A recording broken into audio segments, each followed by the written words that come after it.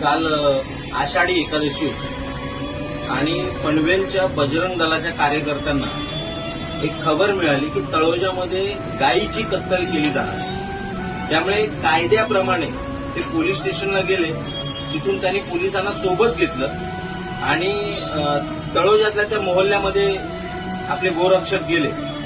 तिथे पोलिसांच्या देखत त्यांच्यावरती कसायांनी तिथल्या मुसलमानांना सोबत घेऊन हल्ला केला। हे सगळं पोलिसांच्या देखत झालं, परंतु अजूनही त्या कसायांच्या विरोधात, त्या मुसलमानांच्या विरोधात कोणतीही कारवाई करण्यात आलेली नाही।